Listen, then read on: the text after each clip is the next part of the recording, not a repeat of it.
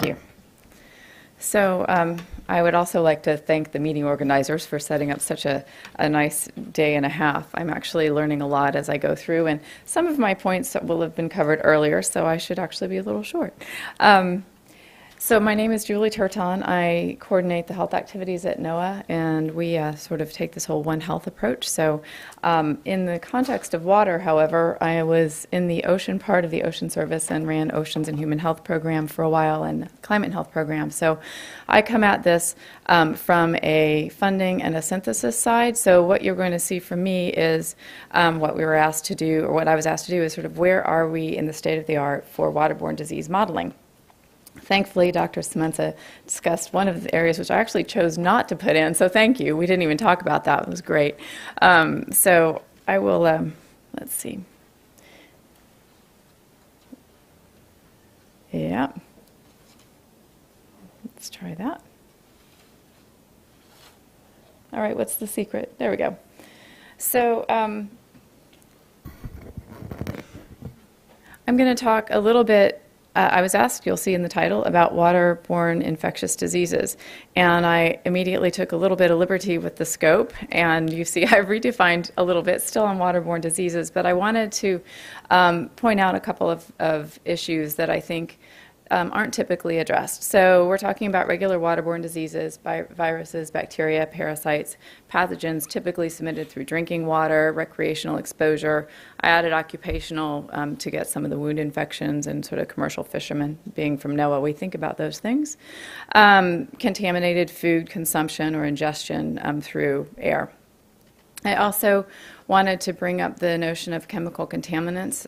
There's not a lot as much work done on that. So, but in terms of water-related illness, which is why it's not really a disease, there are speculation and a lot of work done in the Arctic about release of contaminants and changing climate conditions, but not a robust body of literature, at least that I'm aware, on sort of modeling that piece of the water-related illness.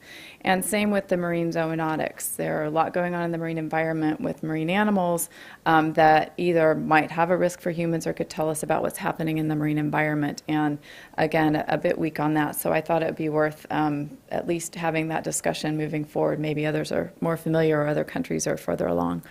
And to the right is just some examples of what we're actually talking about. So this is a slide from Hans Perl, adapted for the water-related chapter for the national assessment. So this is its first time out in this context, although it's not really an entirely new slide.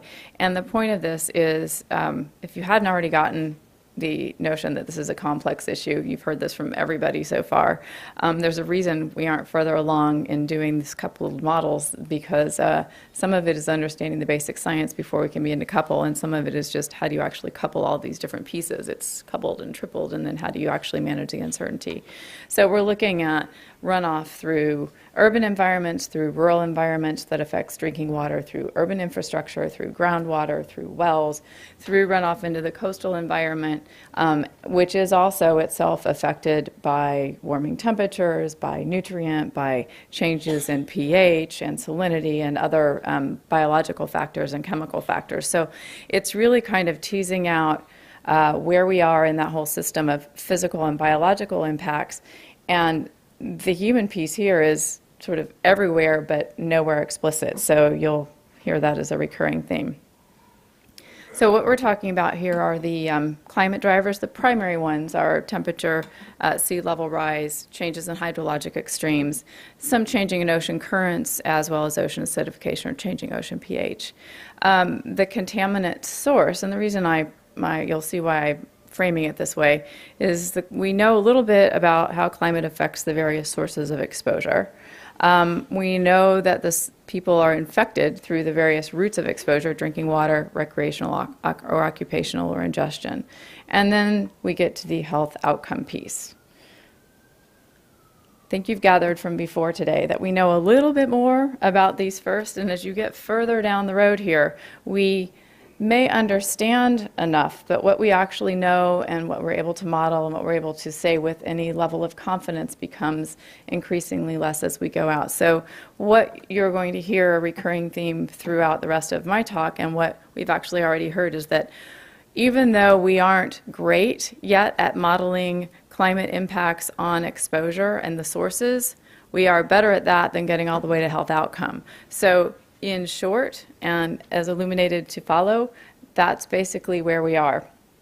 And I put this slide up in part because the main point here is looking at the boxes on the left.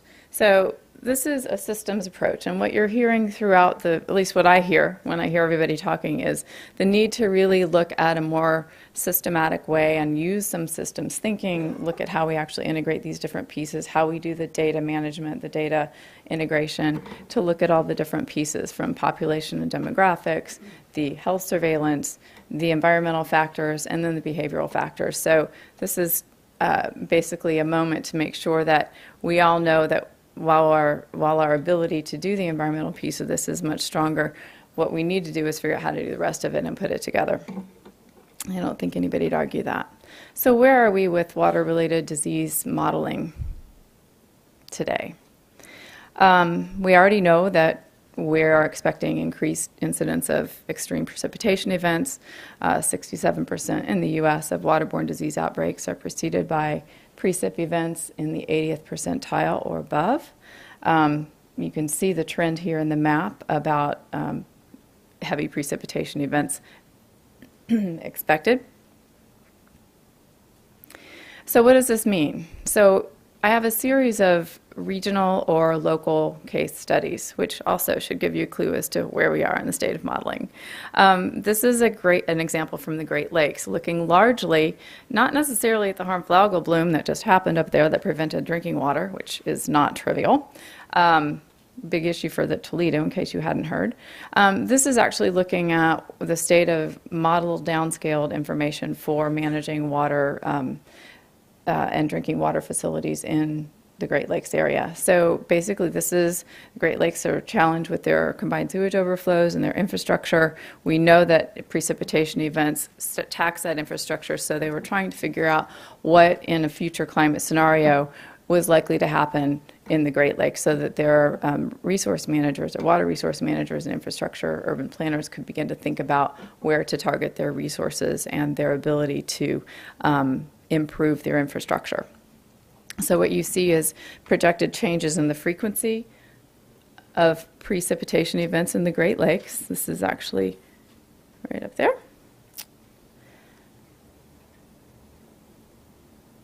Doesn't take a rocket scientist to see the trend is upward. More precipitation days expected. Okay. So, but actually getting to this level of information out of a GCM is not exactly trivial. This in and of itself was a project, so it may look like a simple graph here, but getting to this point took a little bit of work. Jan's nodding over there. Thank you. What does this mean? Well, it means increases of combined sewage overflow are expected, 20% increases are expected for CSO flows. Now, when I asked where this model came from, what it is basically an infrastructure model that was driven by the climate models. It's how much is going to be coming through the pipes. It's an infrastructure model. It's not a GCM, it's not a coupled model, it's an infrastructure model. And by the way, it actually didn't include winds. They know winds will affect what happens, but it was just the flow. Again, cryptosporidios. This is a bit of an old story, except, is it?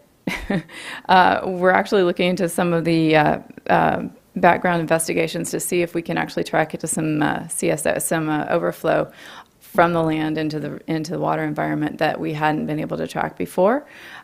Huge medical costs. 31.7 million in medical and 64.6 million in lost productivity just for that one outbreak. I also found some work that was, again, this is local in Lake Michigan, in Brisbane, Australia. They were looking at crypto, and it was found to be when the weekly temps were over 31 degrees C and the relative humidity was greater than 63%, they had an increased risk of crypto.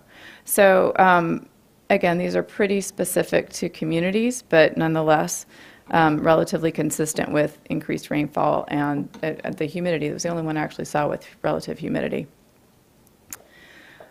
All right, this is from 2001. If Erin's in the room, I'm probably going to embarrass her. I know it's old. The point is, this was looking at El Nino events and fecal coliform in Tampa Bay, looking at temperature and runoff basically in the coastal environment, and finding that with a stronger El Nino, you had greater increases in fecal pollution in the winter times. With the strong La Nina, you had decreases in fecal pollution.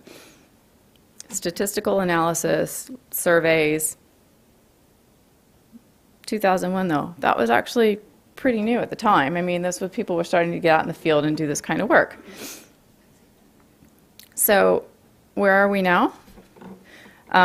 If you take some of the work going on, we heard a little bit about Vibrios before. We've seen just now a little bit of the fecal indicator bacteria, some of the fecal coliforms, crypto in the coastal environments, all related to temperature and runoff. Statistical analysis, all of them. With Vibrios, we're looking at, as Jan said earlier, multiple different species of Vibrio bacteria, vulnificus, perihemolyticus. Some cause wound infections, some cause GI illness from ingestion of contaminated seafoods.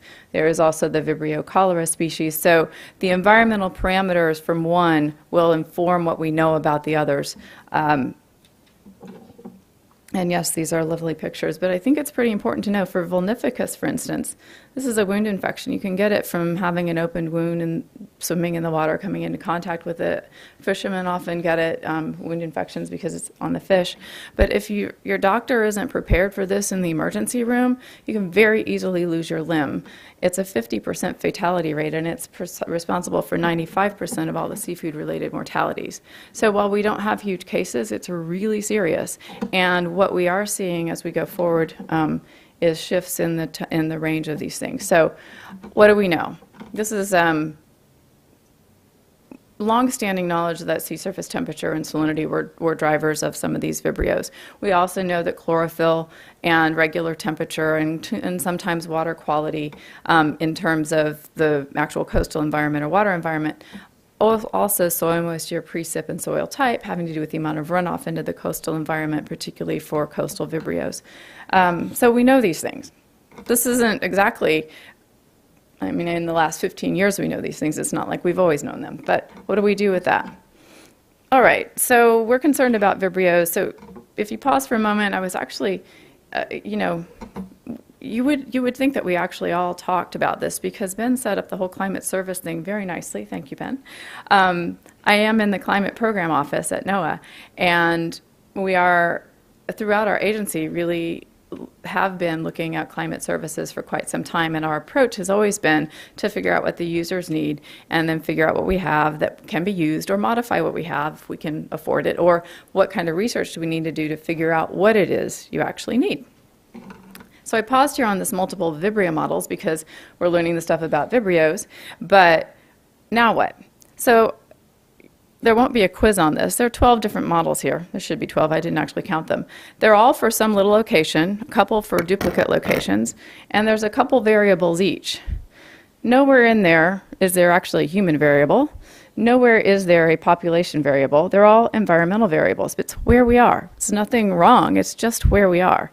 So, but we're there in Narragansett Bay with this first model. We're there in Charlotte Harbor with the second model. And some of these, in fact, a few of them had some satellite imagery, but depending on the imagery, it could or could not be operationalized. And if there was too much glint in the summertime, you couldn't get the reading, and so you couldn't use it. So this is a good start.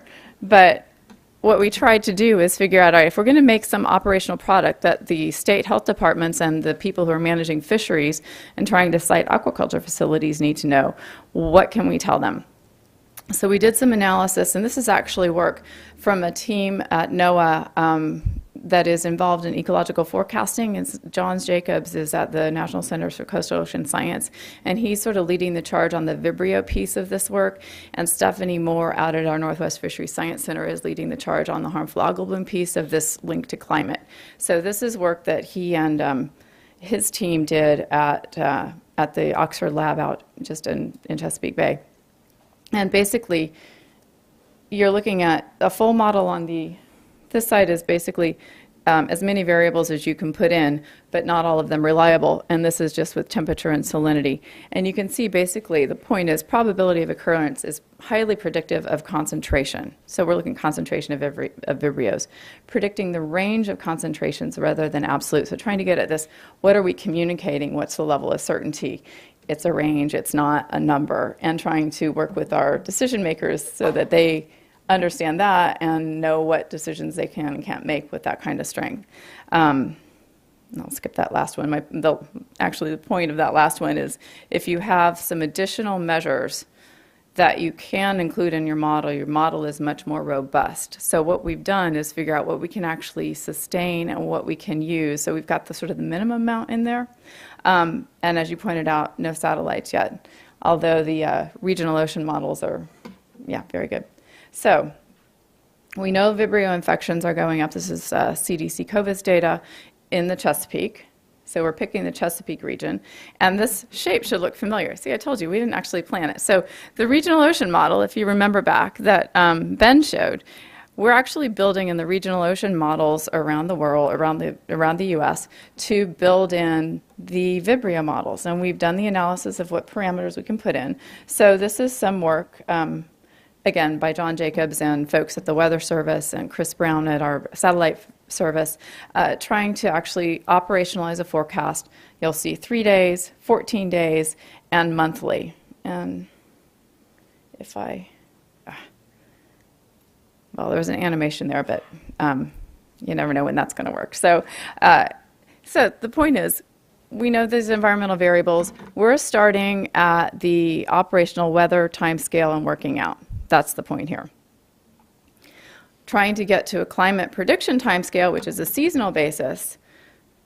Okay, this is actually a climate prediction product put out by our Weather Service, so we're trying to figure out how to meld the El Nino and seasonal timescale forecasts into the operational forecasts at 14 days, what kind of thing we're going to deliver there. So it's climate, but it's changes in seasonal climate, and I'll get to sort of how we're coming to that link. Oh, I don't want that to go just yet. All right. Hold that thought. So, all right, so the next slide has to do with Alaska. And basically what you're seeing is, all right, so I can get the animation to work when I want it to, and now I can't get it to stop. But what you're looking at is the Vibrio outbreak associated with the shellfish consumption in 2004. And you're seeing at the top the temperature and the season, and at the bottom is just an animation of the Vibrio outbreak. This is work, as you can see, done with folks from FDA. Andy DiPiolo is our primary contact, and we have some weather data in there too. This was not expected. This was related to an abrupt increase in sea surface temperature in Alaska. So what we're trying to do now is take this information. So we have our ability to understand seasonal basis, do predictive models on out to, 13 days, a month. We're trying to work on a seasonal prediction. What we've done is to try and take the long-term geographic range and focus just on Alaska, because we can do that scale. We can't do this for the entire United States, not with this level of specificity, at least not now. So you'll see at the bottom, 2090, well, it starts at the top, 2030. So this is, the red is the expansion of the optimal conditions, which is 15 degrees C is the growing rate limiting growth factor for Vibrio. So this is just temperature, basically, that we're using out of all the variables that are important, and looking at the shift in range for optimal growth for Vibrios, or places where they could exist. And if you see, you get up into places where Vibrio are not normally occurring, and especially down here. So climate models that were used, this was a multiple analysis. They used, I think, 7. These were the ones that came out strongest. And again, using just the 15 degree C temperature parameter in the end, and no satellites. All right, so this is my slide for Shari. So we take this knowledge about Vibrio, Cholera is one of them. We've funded some work with the NIH on cholera. What does this mean? WHO says, all right, well, we know that this is an important disease. We understand there's some environmental drivers. Can you help us figure out what satellites to use to predict this thing? Well, okay, maybe we can help. So anyway, that started a partnership there, and it's been ongoing, and obviously you can't help right off the bat. This basically is a map. There is no model here. We tried very hard to take the cholera data from WHO, the water sanitation infrastructure data from WHO, and global climate data of some sort that we thought would be indicative. We were ideally looking for hydrologic runoff and precipitation.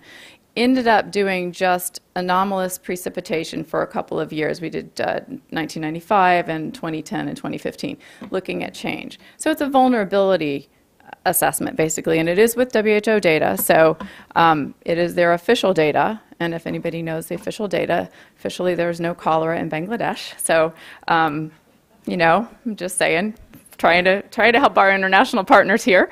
But my point is, we tried really hard for about a year. We had a postdoc that was working on this to find a way to actually build a method to do this. And time ran out before we had to get something done, and this is what we could do. So I'm hoping that a year from now, we'll have a lot of people and a much better, much more robust way of handling this kind of vulnerability assessment, if not the data. Anyway, all right, so switching to harmful algal blooms, you know, we're seeing them increasingly around the United States and around the world. This is a couple examples of increases in the west central Atlantic. The one over here is from China, and the one at the bottom is down a harmful algal bloom, a red tide off the coast of Florida.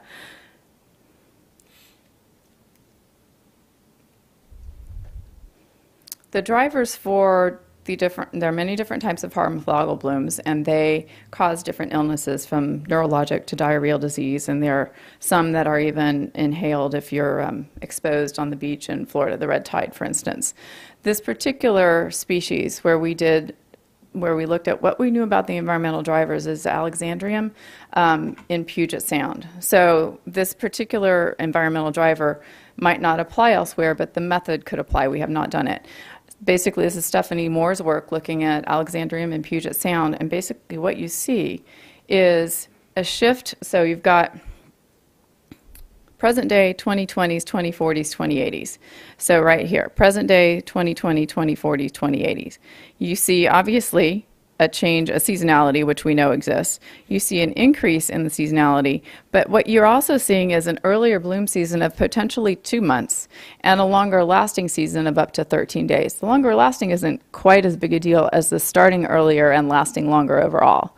So the shellfish managers up there really want to know, and the Washington State Department of Health folks actually really want to know. There's a razor clam fishery up there that is a very cultural harvest. It's a big deal for the families. They put big signs out about when it's open and when it's not, and one time they had to close it because of a bloom, and people were very unhappy about that, so they've managed to do that a little differently. So my point is, we've got this for one place in one region, and we know we have a lot of harmful algal blooms around the world. There's a lot of research going on harmful algal blooms, so we do know a lot about the ecology of them, but really taking that to what are the climate trends in a more substantive way, I think we haven't quite gotten there yet. All right, so what we have done, I mentioned, we know, so much of this work is starting from the seasonal and working out, but it's not necessarily expansion of those models. It's taking the knowledge from that and now figuring out what we can say about climate. And this work is literally hot off the press. This is work done by John Jacobs. The paper has just been submitted with John Jacobs, Stephanie Moore, Chris Brown, Pat Tester, and I'm pretty sure I'm forgetting somebody. Ken Kunkel from National Climate Data Center. This has been done just in time for us to use in the national assessment, the climate and health assessment of the U.S. Global Change Research Program. And the analysis here is looking at Alexandrium. This is the same species that we were looking at in Puget Sound. Trends in present day out to 2034. 2054 and 2099, parahemolyticus and vulnificus occurrence. And basically what you're seeing is statistically downscaled climate information from the 2030s, 50s, and 2100 using CMIP 5 and RCP 6.0. And what you're looking at in the curves are an expansion of that window of opportunity, both the range and the timing of when those blooms might occur. It's a larger version. I mean, it's a more robust version of what you saw in Stephanie's slide I showed just a minute ago. So if you look at this up here, the dark brown are the top, the 2099. So that's where we're headed in the future. These are month of the year, right? So seasonal trend, and you're looking at basically topping out on each of those. So what does that actually mean? This is for a shellfish manager, they're like, all right, I kind of get it. They want the more shorter time scale. But when you're talking about longer planning horizons for what might happen if you add some of these other stressors like ocean acidification, this doesn't include pH, it doesn't include coastal development, more nutrient loads, anything like that. It's just based on the temperature driver. Okay?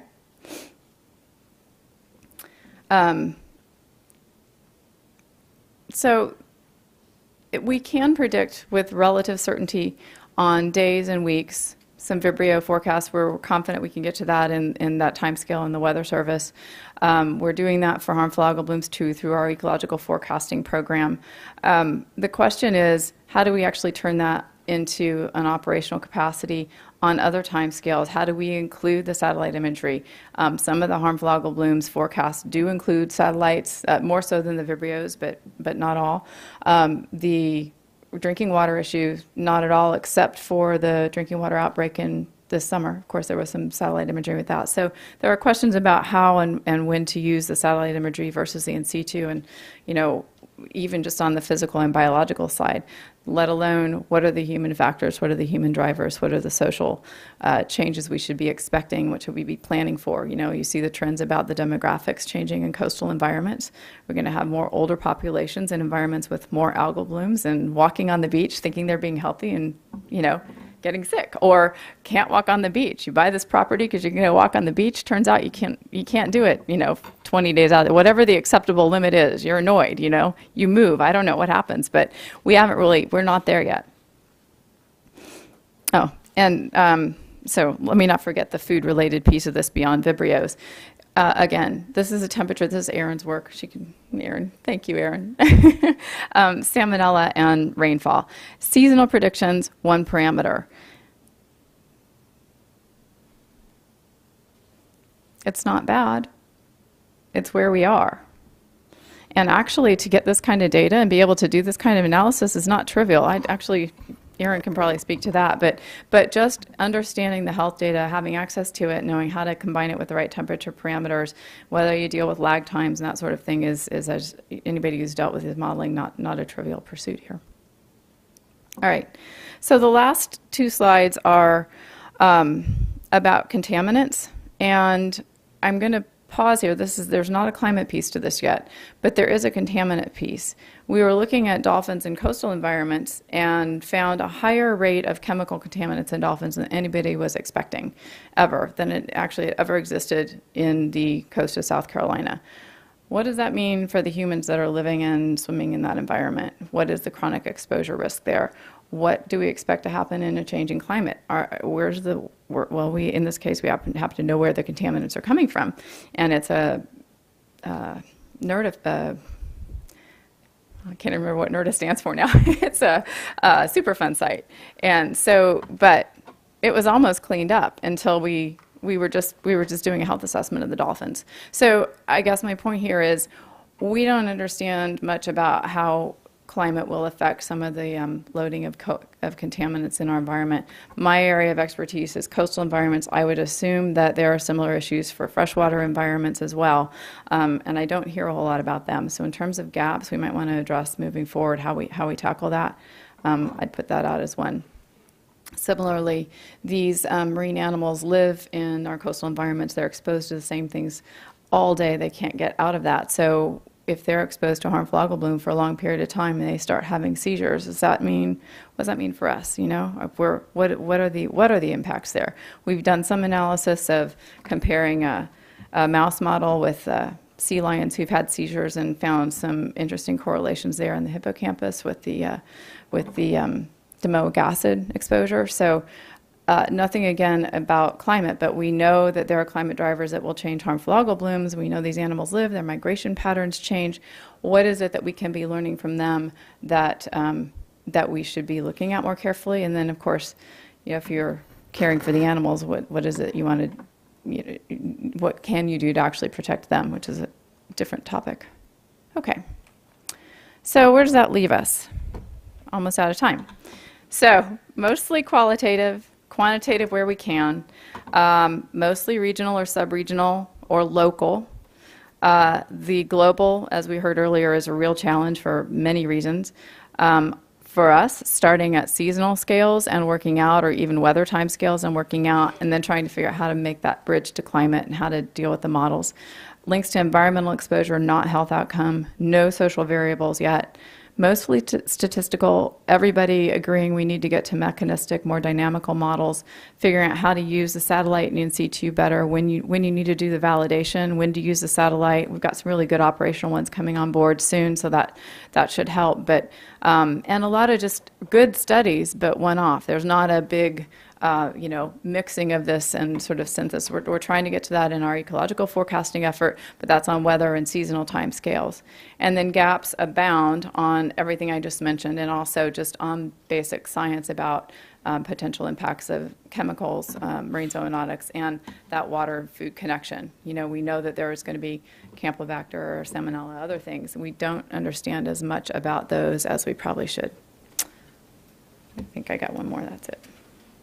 All right, so I just put some questions up for discussion, and I'm happy to take a few questions. I think when we move forward, we ought to be thinking about how we take these studies and scale them properly. What's the right scale, and how global, how national? Do we do a suite of them? How do we get the data? How do we make the data work together? How do we actually try and do some of these more innovative data integration exercises? And then I think the last two, for me, are actually pretty important. I mean, it is an interdisciplinary activity. We all know that. But it's not cheap, and it's not fast. And we have to have the fortitude as agencies and scientists to actually figure out what needs to be done and do it. Does it mean that we need a big process study for 10 years? I don't know. But if it does, we need to just do it, because right now we're nibbling around the edges. And we'll always be nibbling around the edges unless we just bite the bullet and figure out what needs to be done, and then just figure out how to get it done. So that's it.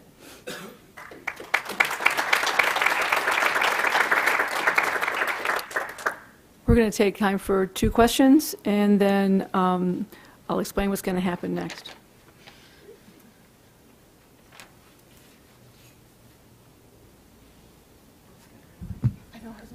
Hi, Lauren Zeiss with California Environmental Protection Agency. Hi. And I don't know if this is kind of outside your mandate or what you've considered, so it's just a question in terms of work being done in the area. Some areas of the country will be really affected by drought, and also with a lot of the earlier snow melt, there'll be in less snowfall but more rain.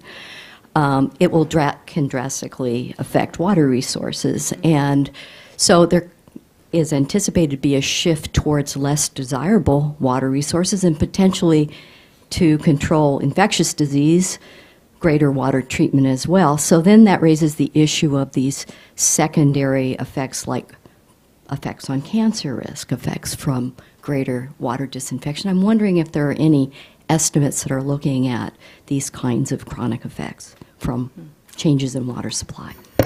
It's a really good question, and 2 parts to it. So I'll answer the first one is absolutely with drought. The predictions with drought are much better than our precip runoff predictions, but we do know that, I think Jan said, and maybe one of mine as well, your first rainfall particularly after extended drought, is often more concentrated with contaminants. So certainly the first order, we should be able to do that. The second order questions are more complicated. I actually am not aware. EPA is doing some work on water reuse. I know it's not my area, but there are some folks on the climate change and health assessment team that are talking about that. at this point, from what I'm seeing, there's kind of a lack of knowledge, and the questions are coming from those of you who are thinking about that. Others in the room may know better than I on sort of the chronic effects and the water reuse and retreatment issue. I was also thinking from an adaptation perspective, when we go back into modeling that, if we're going to be taking these kinds of pretty serious actions, how do we get that into the modeling? But I'd settle for just getting population dynamics and some movement in there first, but good questions.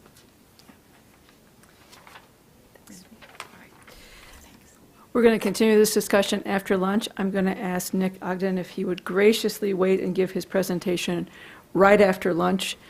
If it was up to me, I would hold you all in this room, but I think that there would be a riot, and I don't want to be responsible for that. But we very much want folks to come back, be back on time at 1:15. We're going to start again with Nick's presentation and then open up the panel. Thank you very much.